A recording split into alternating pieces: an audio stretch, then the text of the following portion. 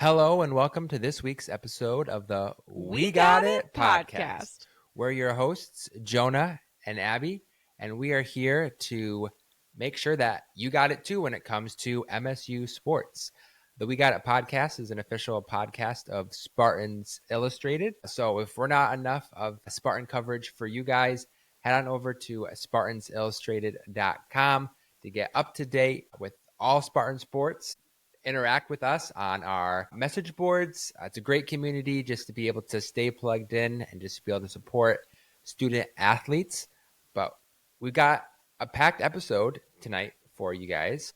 Yeah, fun little kind of mini episode for our bye week in football. Right. So yeah, obviously there's no game to recap from this past week football-wise, but there's a lot going on with other Spartan sports. There is some questions that we have that we will be answering, as well as looking into this upcoming game against Nebraska. Absolutely.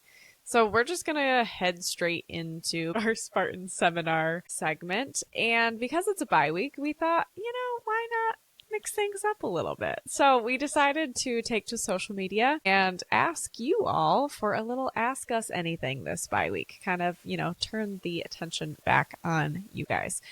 We'd love to kind of start introducing this into more of our episodes. Maybe we can make it like a little part of Spartan segment moving forward. Let us know what you think. We would love to hear your questions. It could be goofy. It could be serious. It could be about podcasting. It could be about Michigan State teams. It could be hot takes, whatever you want.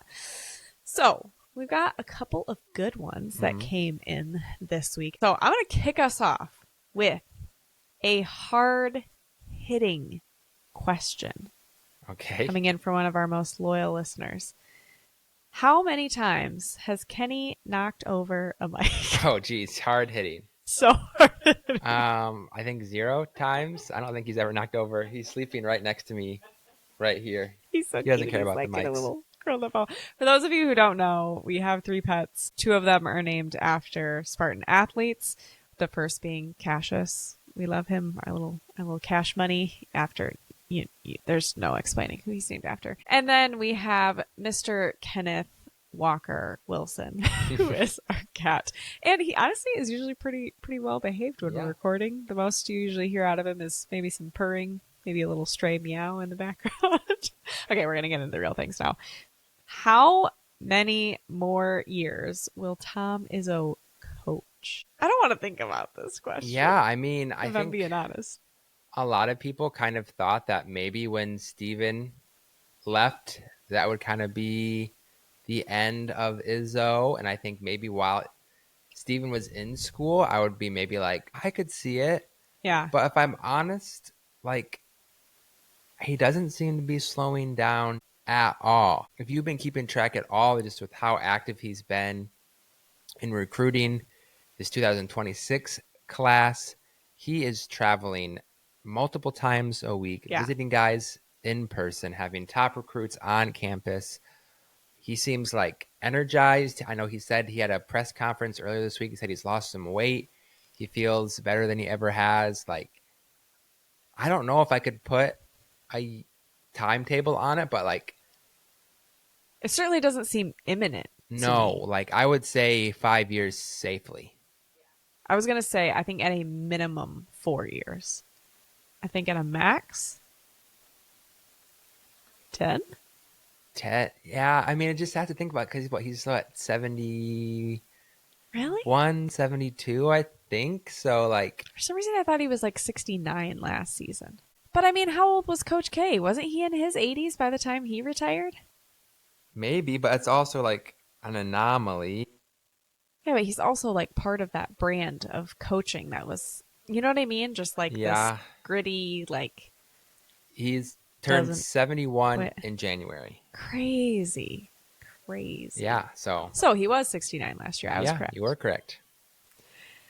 But no, that's a good question. I don't really want to think about that either, but I mean, I would say, like, I would be comfortable saying 5 years comfortably at least. Yeah. If it's 5.5, are you taking the over or the under? I'll take the over on that. I was going to say I'm going to take the over. I think I take the over on that one. Tom Izzo, please don't ever leave us. Just find the fountain of youth. Figure out how to reverse aging or at least make it stand still. That'd be lovely. I'm all for it. Gosh. All right, we're gonna keep moving along. This is one that I quite frankly, I'm gonna be honest here, I know nothing about other than the fact that I love our Spartan teams.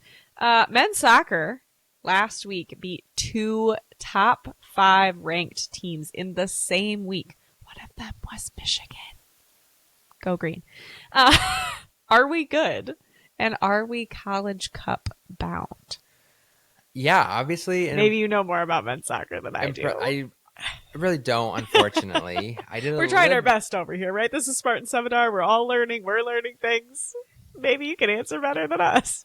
I did a little bit of digging on this. There was actually a little bit of a conversation going on Spartans Illustrated on our kind of non-revenue sports channel. Yeah. One more reason to be in the know. There's a great channel to keep you up to date on like all the, like you said, non-revenue, just like other sport happenings at Michigan State. Yeah, and I think people were talking about the week of beating number 3 Indiana and then number 5 Michigan. Ryan O'Blennis over at Spartans Illustrated updated and was like, "Hey, the new ranking just came out. Michigan State isn't receiving any votes." And people were like, that's kind of surprising. Seriously? They just beat 2 top 5 teams. But I kind of did a little bit of digging.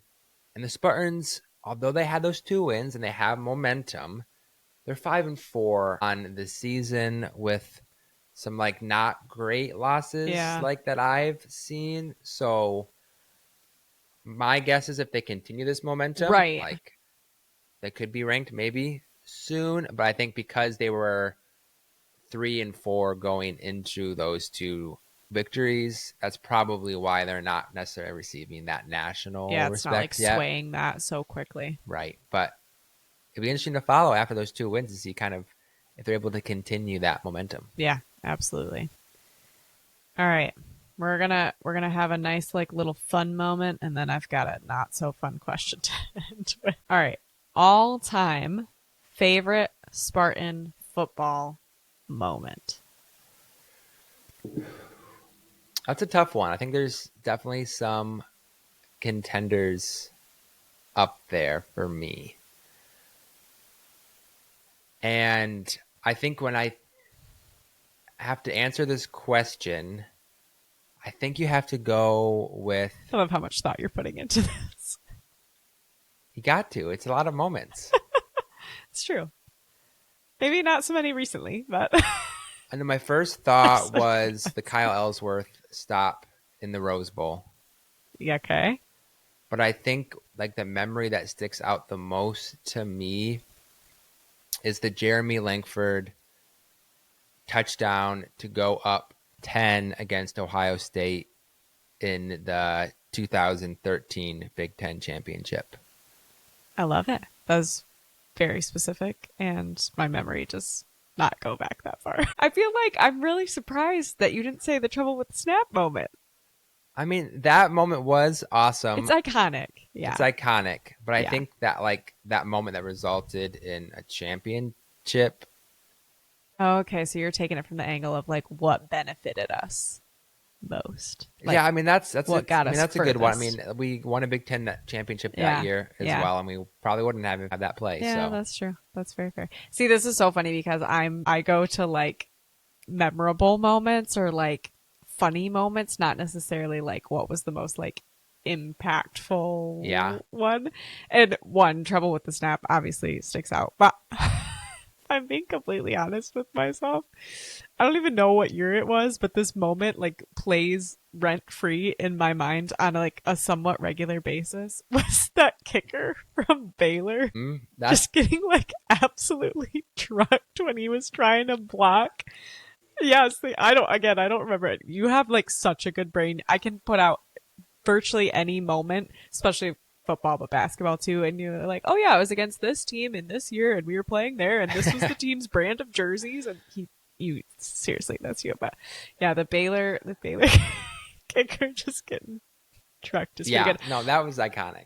I'm also going to give an honorable mention for just like a fan experience. And you're going to laugh at me for this one because we were at the MSU Michigan game in 2021 when we had powerhouse Kenneth Walker. You can see why we named our cat after him. That Michigan game was probably like the least amount of fun that I had for 38 minutes of football.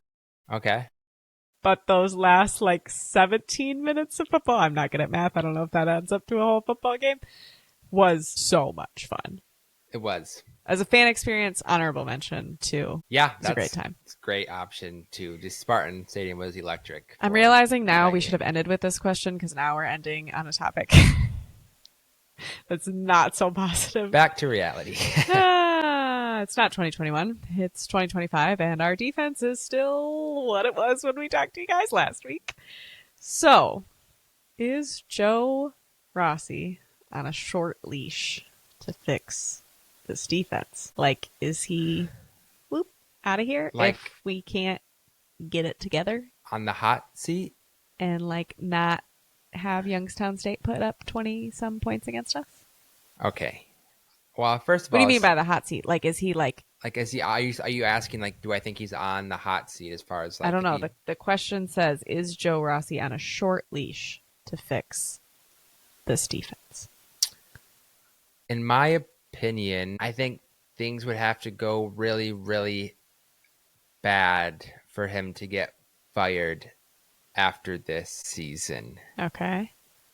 Because he came with Jonathan Smith from Oregon State, right? No, but Jonathan Brian Smith Lindgren hired did. him. Yeah, Brian Lindgren was brought with Jonathan Smith. Where did Joe Rossi come from? From Minnesota. He was defensive coordinator at Minnesota. Okay. Why do you think that it would have to be so bad in order for him to like get canned? I mean, I feel like other head coaches, coordinators, like have very short leashes at other schools, like especially if you're not performing within a couple of seasons. You know what I mean? Yeah, I mean, it's only year 2. I think they kind of understand that like their roster isn't quite there. They yet. Being like coaches or like the powers that be at Michigan State? I mean, I would say both. Yeah. I mean, ultimately, I think that decision would be Jonathan Smith's. Okay. And I think they would give him another year with another portal cycle, another year to kind of develop younger guys on the team to kind of see where things are at. Because I think so. In other words, we're on like a little bit of like a flex to extend leash, but we're like starting to push the button down and lock it in. But we haven't like put him on like the 6-foot like corded leash. Like you're not. No, that's a good way to put it. I don't think he's on a short leash in the sense that like he's gonna get fired this year. So then what do we do if we still don't have a good defense? Like by the end of the season, like we're really just going to trust that like somehow we can get better recruits. Like this is what I think is just making things so challenging in the revenue sharing NIL period that we are now in college football. And especially I think the biggest issue of all of this is the transfer portal and how easy it is to transfer. Like, how do teams that are in the middle or even the bottom of these Power 4 conferences ever level up? Like, these kids are just going to keep wanting to go to the top teams in those power conferences. Like, why would and I get there's depth chart and different things like that, but at some point, people want to be on winning teams, even if maybe they're not seeing the field all of the time. Yeah, I mean, there's definitely... Like, how do you make yourself more marketable? How do you make yourself more sexy if you are Joe Rossi? Like, how is what he's going to do in this off season any different than what they tried to do in last off season? Yeah, I mean, I think 2 parts to that. I think with new athletic director Jay Batt, I think they're hoping to have better, stronger NIL support.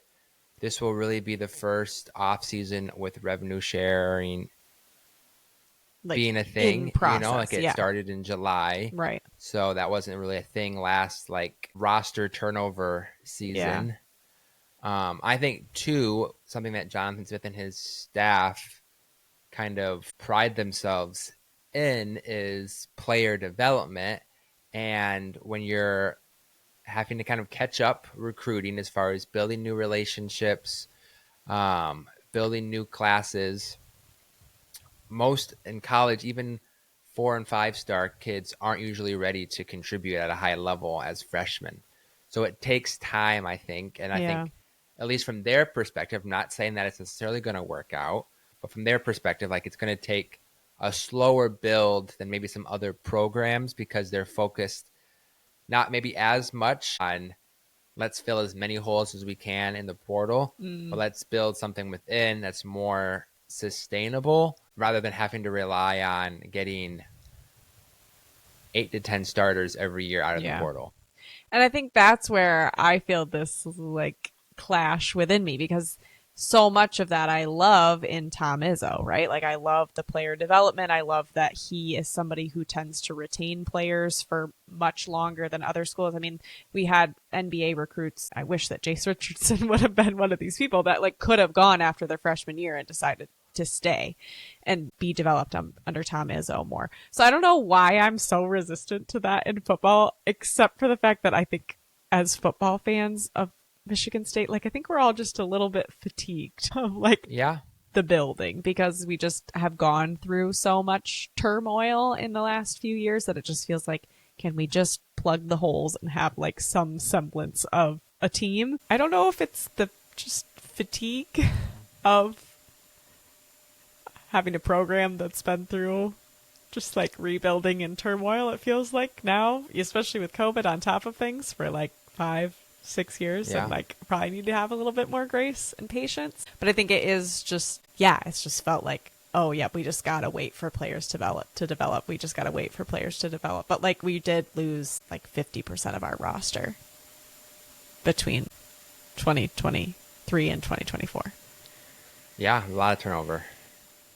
All right, Joe Rossi, we're gonna try to be a little more gracious to you, but also, the sooner you can get your poop in a group, that would be I agree. that would be lovely.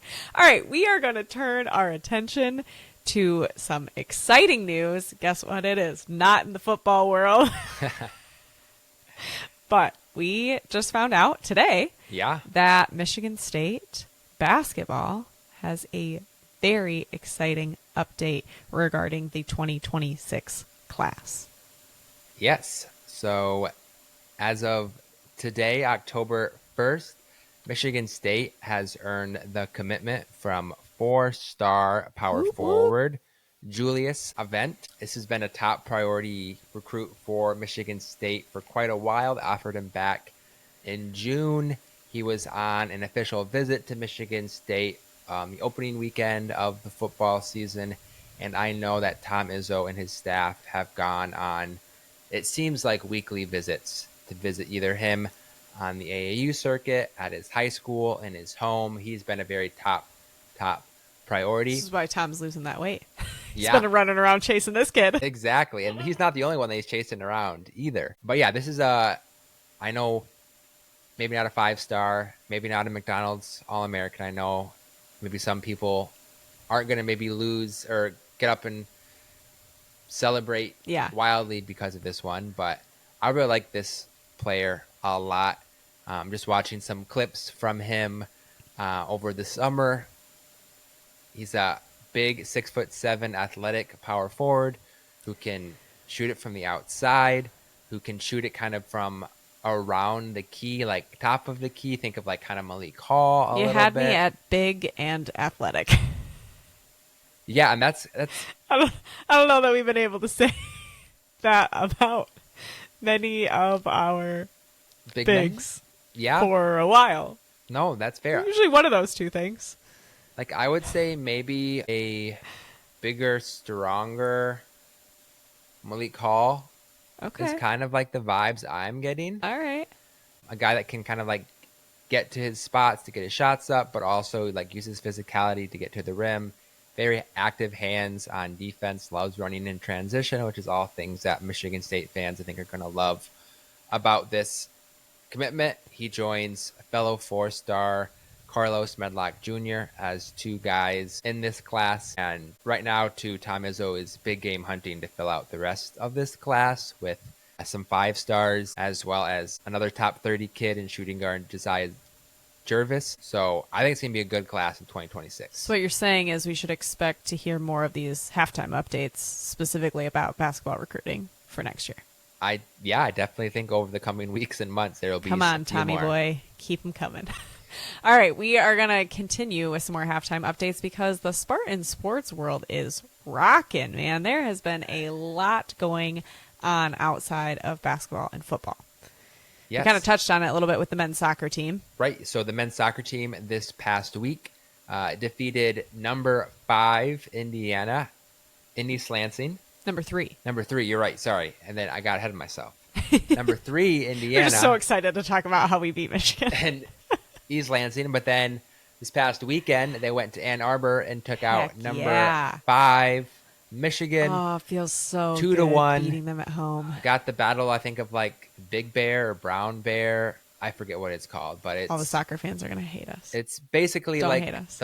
a bear version of what the Paul Bunyan Trophy is. Same like aesthetics and vibes. So we got that bear. We got Paul Bunyan's pet bear. Paul Bunyan's bear is what we'll call it. But outside of men's soccer, the women's volleyball team has continued their chugging along. Great season. After 11 straight wins to start the season, they did fall on the road to number 12, Minnesota, in straight sets.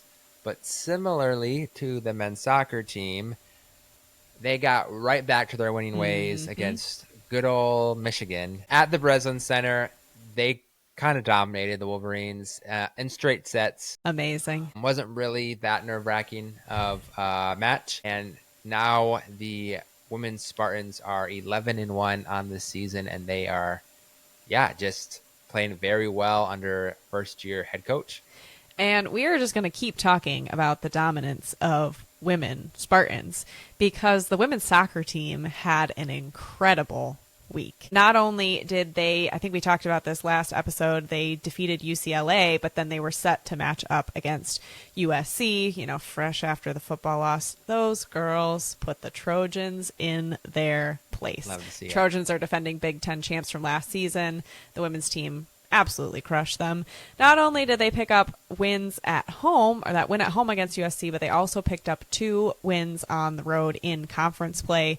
First against Minnesota, and then at number 20 Wisconsin this weekend. So just huge for the girls. They're now 3-0-2 in conference play. So I think that's just got to feel so good to have that winning. And I mean, no losses in conference play so far. So hopefully they can just continue that. Totally. Stretch. Lots of W's that I'm seeing from these teams. Yeah, absolutely. The men's tennis team, we learned something new today. Again, this is the whole point of this podcast, is that we're learning right alongside you guys. We are very transparent. Like basketball, football is our jam. And we're learning more about other sports. I had no idea that men's tennis had kind of like 2 seasons. The fall season is more of like individual championships and invitationals, that sort of thing. And then the spring season is when you're really competing as like a team in NCAA against other schools. So part of that, we updated you guys on this last week, is the ITA championships that were going on. Had 2 different singles who made it to the quarterfinals, Ozen Barris and then Matthew Forbes as well, taking down some ranked opponents on their way to the quarterfinals. Unfortunately, both of them lost at that stage. And then we also had doubles pair, and do not murder me for the pronunciation of these names, Alasman and Rock Mahoyatol. Yev knocked that out of the park. I think you got it. They also made it to the quarterfinals, and the ITA championships unfortunately also fell to a loss there. But Michigan State sports just continuing to show up. We love following them. We love cheering them on. It's been so fun to just like continue to not only just be able to cheer for like basketball, football, hockey, but really kind of support a lot of these student athletes. And that's something we hope to continue to promote. Right. I feel like the last like week or so, every time I open up my phone at night, it's like the men's soccer team won. Oh, the women's soccer team won. Oh, the volleyball team won. Like, it's just every single day there's just Spartans taking care of business. Spartans winning almost every single day. Amazing. So now we're going to give you a little... We're very chaotic tonight. Thanks for putting up with us. We are going to turn our attention just quickly, briefly, give you a little look and maybe mental preparation into the Spartan football matchup for this weekend. In my mind, playing Nebraska at Nebraska, for whatever reason, seems so daunting. Isn't it like a thing that they haven't lost a night game at home, or like the number of night games they've lost at home is like insanely minimal? Yeah, I don't know Am I just exactly making this up in my head? what stat. I mean, it sounds right. Somebody find the stat. Back me up here. I'm not going to doubt you. But yeah, I mean, playing at Lincoln is a tough place to play. Some of the most passionate, dedicated fans. I mean, what else do they have to do? Right. Pick corn. But yeah, I think, and I know some will say that these numbers are a little inflated, but like, I think their big stat is they have like some ridiculous amount of straight sellouts. Like Okay. 250 straight games they've sold out or whatever. So, that makes sense.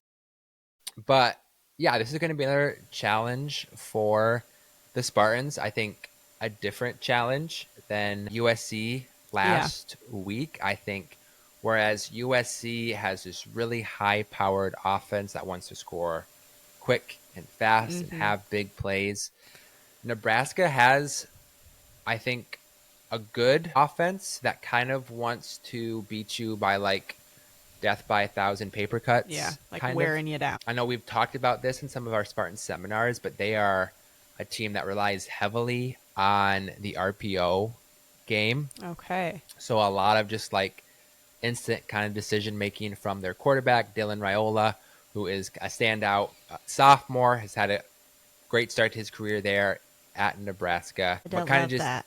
keeping you on your toes, making you switch things up, giving you different looks. So it is going to pose, I think, a unique challenge for Michigan State, but one that I think Michigan State can maybe handle better than the challenge versus USC. And I can see your face and you're not really buying what I'm saying, so spill the beans. I'm just a little bit concerned about an offense that relies upon their quarterback having time to make decisions, because I think he's going to have a lot of time to make decisions. Yeah, that's probably fair. I think, and yeah, this is just me going totally optimistic view here, and I realize this.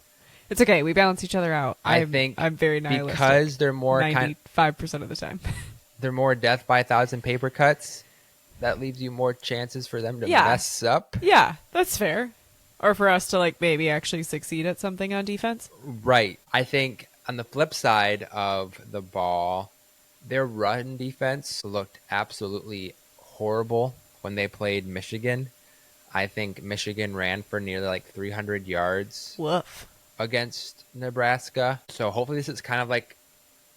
And I mean, Frazier's got some legs, man. Like, he can punish you pretty good. Yeah, so I'm hoping this can be a game where Michigan State can kind of take advantage of that, because I think if they are able to establish some good runs early in the game, like I think this Michigan State passing attack open things up is good enough to really make things happen against pretty much anybody. Yeah. And if they can get that balance, I think this is a game again where Michigan State can put up some points. It's going to be a matter of how many and how much are they going to be able to hold Nebraska to. I think the spread for this game is about 11.5 for Nebraska compared to 19.5. So kind of surprised the spread is that much. Yeah, I mean, if you think about it, like if this was at a neutral place, be like Nebraska by a touchdown, it's probably pretty fair. So we're not the only ones that know that we're not great this season. Definitely, yeah. Definitely going to be a challenging game, a challenging environment. Mm-hmm. It's not on the West Coast. It's not at 11 o'clock Eastern time. But it is in Lincoln, Nebraska. Yes, but I think that Michigan State is maybe a little more suited for this challenge. Yeah. And is a more winnable game than USC was. Do you think there is like a pivotal element of Michigan State's game that needs to be on against Nebraska in order for this to feel like a doable win? Do you know what I mean? Like, yeah. Do you feel like it hinges on one thing? I know you talked about like establishing the run game early. my whole thing is, can we get some pressure on the quarterback? Like, what do you think, if the Spartans can do this successfully or avoid this, that maybe we have a better shot? Yeah, I mean, it's going to sound super dumb and simple, but like they have to be able to get their defense off the field on third down. Yeah. I think we talked about it last week that I think Michigan State had one stop in the first half against USC and then like 2 stops in the second half. Like, I think Michigan State's probably going to need a total, including like punts, turnovers on downs. I'm going to say 5 stops total. Okay. To be able to like have that, not to say they're going to win in that case, right? But for this to be like a game in the fourth quarter where Michigan State can win. Yeah. I think I have enough trust in our offense to be able to put enough points on the board where if we can get those 5 stops, this will be a game. And when you're saying 5 stops, you're saying like get off the field, not like this ends up in a field goal. Right. Like Nebraska drives resulting by in Nebraska. No points. Yeah. Okay. All right. Well, that's a nice hot take. Mine is that we maybe get more than 2 pressures on the quarterback. Maybe we even get a couple of sacks. That would be nice. That'd be nice. Maybe early in the game to, keep them on their toes. No, I'm sorry. I'm beating a dead horse if you listened to last week's episode. But I mean, I think that makes me like especially nervous with a quarterback where in the moment we have to adjust to what they're doing and can't like necessarily play some of that pre-matchup chess as much. We got to be able to get some pressure in the backfield. We got to have some threats into their space so that those decisions aren't so easy for them to make. Yeah, no, I agree. And he's Dylan Raiola from Nebraska is a quarterback where if you do kind of make him run a little bit, he misses some throws. Yeah. Like if you can get some pressure on him, you can cause some incompletions. You don't even have to get the sack. Yeah. But if you can cause some havoc, it can be a really good thing for Michigan State, I think, in this game. Hopefully the bye week was a good week to kind of grind some tape and hopefully figure some things out. Maybe try a little bit different formations or packages, but something definitely needs to improve this week because from here on out, it's Big Ten season and there's no gimme games left. Yeah, absolutely. All right. Well, thank you for tuning into this little bye week episode. We're so grateful that you're here. We love running our little podcast and just sharing more of the joy of Spartan athletics with you all. This is your reminder, if you haven't already, to go over to Spotify, Apple Podcasts, YouTube, wherever you listen, hit that subscribe button, follow button, like button, leave us a review. We would love to hear it. You are always welcome to reach out to us on any of our social media channels. We're on pretty much all of them. And then you can also email us at thewegotitpodcast@gmail.com. We would love to continue to get your ask us anything questions. And if we get some good ones, we'll be sure to shout you out, feature them on a future episode. Go green. Go white. Go state.